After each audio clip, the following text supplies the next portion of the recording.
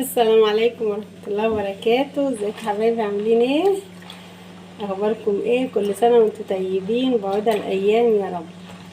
النهاردة هندمس فول. انا طبعا نقعامل بالليل ده يا حبايبي ربع كيلو. تمام، خليكم معايا اوريكم هدمسه ازاي، واوريكم هيبقى عامل ازاي ولونه ايه وعامل ايه، عشان رمضان كل سنة وانتم طيبين تدمسوا في البيت. بصوا يا حبايبي، ادي الفول، وادي فصين توم، وادي جزر، وادي بصل، وادي طماطم، وادي فول مدشوش، وادي عدس، وادي الفوار. خليكم معايا اوريكم اعمل ايه.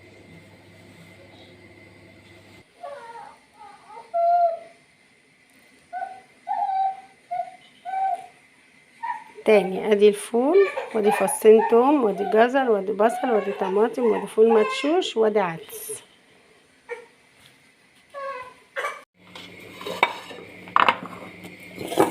هفضي يا حبايبي نص الفول. تمام، حط طماطم وبصل وجزر وتوم وشوية عدس والفول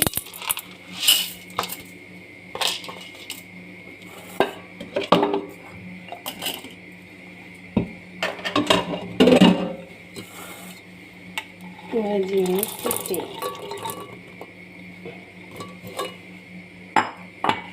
وهحط بقية المكونات اهي.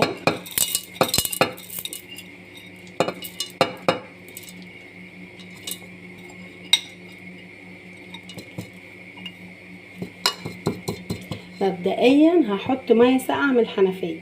تمام، بعد كده لما يكون عايز ازوده ميه سخنه. اهو يا حبايبي،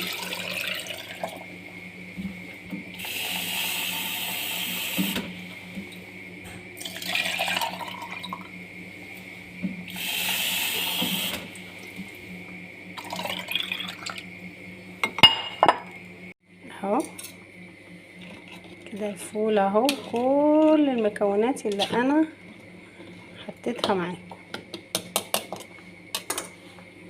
هاخده كده معاكم واروح على البوتاجاز واحطه على البوتاجاز يغلي، واوطي النار عليه.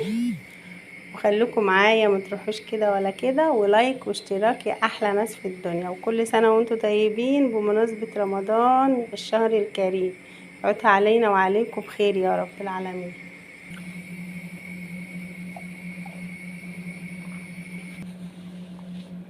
اهو هياخد له ساعتين، ساعتين ونص بالكتير.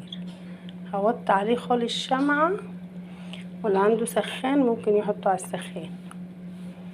هوريهولكوا بعد كده ان شاء الله. اهو قفلت عليه وكتمت عليه، حطيت فويل عشان يستوي براحته. انا مش مستعجله عليه اصلا.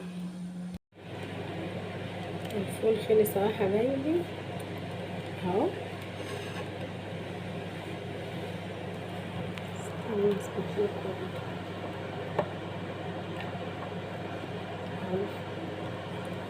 بصوا استوى وبقى زي الفل. جربوه كده على طريقتي في رمضان، واكتبوا لي في الكومنتات اللي عامل ايه. والسلام عليكم ورحمه الله وبركاته.